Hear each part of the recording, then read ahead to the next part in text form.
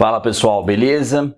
Nesse vídeo a gente vai falar por que programar em português vai arruinar a sua carreira.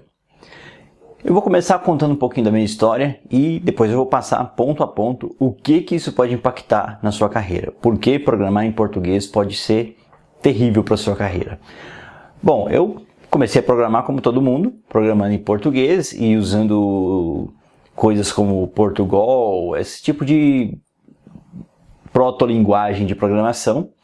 E depois que eu saí dessas tecnologias, eu comecei em Pascal, depois C, Delphi e por aí vai. E sempre escrevendo código em português. Depois de um tempo eu comecei a aprender Java e com ele também comecei a aprender JSF. E na época tinha pouquíssimo conteúdo sobre essas tecnologias e um dos poucos conteúdos que tinha era da DevMedia e não era nada parecido com o que você tem hoje, que você acessa o YouTube e tem um monte de vídeos sobre tudo que você quer aprender. Na época não era assim. E o melhor conteúdo que eu encontrei na época foi um curso do Diego Carmo na DevMedia. E você acessava a plataforma, de lá você baixava as aulas, ou às vezes via na revista da DevMedia e você baixava uma aula por semana para poder estudar. Enfim, era bem... Não era nada próximo do que é hoje, era bem difícil estudar programação naquela época. E o que aconteceu? Eu baixei as aulas dele, descompactei um arquivo zip, extraí a aula, extraí o código e comecei a estudar. E para minha decepção, o cara falava em português, mas codificava em inglês. E para mim aquilo foi terrível. Eu falei, nossa, mas vai ser difícil estudar esse curso aqui, porque o cara só codifica em inglês, e agora? No início foi um pouco complicado, mas logo eu me adaptei e comecei a codificar em inglês também. Logo eu já estava programando em inglês tranquilamente também. E até aí tudo bem, toda empresa que eu trabalhava naquele período sempre estava usando código, escrevendo código em português. Até que eu tive a oportunidade para sair da minha cidade e fui. E na entrevista me perguntaram, como é que é o seu inglês? Eu falei assim, não, eu entendo, mas para falar eu não sou tão bom. Mentira, eu entendi um pouco e para falar não falava nada. E eu fui e chegando lá na Daily, a gente já falava de cara em inglês.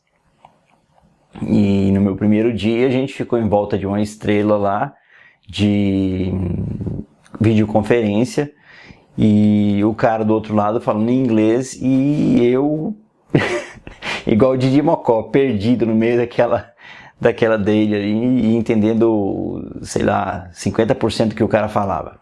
Moral da história, eles só codificavam em inglês, então tudo que eu tinha aprendido com o curso do Diego Carmo foi útil. A prática de começar a codificar em inglês foi bastante útil.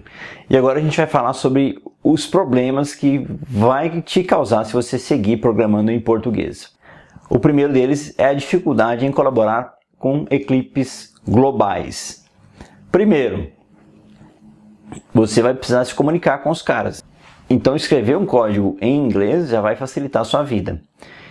E nesse emprego que eu consegui fora da minha cidade, a gente tinha um time distribuído entre vários países, como Índia, Rússia, Ucrânia, Inglaterra e Barcelona. E tinha gente no Brasil também. E, claro, o idioma oficial era o inglês. Então, Leandro, eu estou no começo de carreira, nunca vai acontecer isso comigo. Você nunca sabe. Pode avançar muito mais rápido do que você imagina e você está dentro de pouco tempo em um projeto desse tamanho. Ainda mais agora que o home office ficou totalmente natural. Então, se você não aprender a codificar em inglês, o seu código não vai ser compreendido e você vai ter dificuldade de compreender os códigos de outras pessoas. Outro problema é a limitação do reuso de código. Então, se você usa o GitHub para poder ver outros projetos, se inspirar, baixar o código, ver como os caras codificam, se você codificar só em português, vai ser difícil encontrar alguma coisa, vai ser difícil entender o código dos outros também. E da mesma maneira, o seu código no GitHub não vai ser utilizado por outras pessoas. E isso é um problema, porque tem o seu código lá, mas ninguém sabe usar ele. Ninguém consegue usar porque os nomes das variáveis podem confundir as pessoas. Então, esse é um grande problema. Além disso, o próximo motivo é as barreiras de aprendizado. Se para mim foi desafiador aquele curso lá no início, se aquilo me incomodava, imagine você ter que esperar 1 ano, 2, até uma tecnologia pegar lá fora, alguém gravar um curso, um brasileiro pegar esse curso, traduzir, ou um brasileiro estudar a documentação e traduzir. Enfim, vai levar bastante tempo. Até porque, quando você grava um curso, até você terminar de editar ele já está desatualizado. E não é diferente, né? Se você vai aprender em inglês, você vai pegar as coisas mais novas. Caso você não saiba inglês, você está limitado a aprender por cursos de brasileiros. Tem muito curso bom no Brasil? Tem, mas tecnologias disruptivas você vai encontrar normalmente em cursos gringos e eles estão em inglês. Além disso, a documentação no Stack Overflow, documentação da tecnologia, tudo está em inglês. Outro problema é a legibilidade do seu código. Se você codifica em português, eu até já comentei sobre isso, vai ser mais difícil de outras pessoas conseguirem ler o seu código. Então, isso também vai ser um impeditivo e vai te atrapalhar bastante. Além disso, você vai ter dificuldade de integrar algumas APIs. Imagine que você tem que integrar uma API e consumir, por exemplo, a API do ChatGPT. Inclusive, eu ensino como consumir essa API no meu treinamento sobre REST. Então você precisa consumir a API do ChatGPT e a documentação é toda em inglês.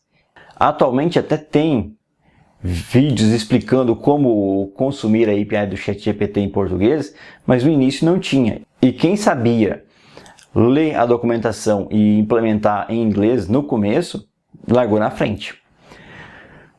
Por fim, são as restrições do mercado de trabalho. Você vai ter maiores restrições para conseguir um trabalho.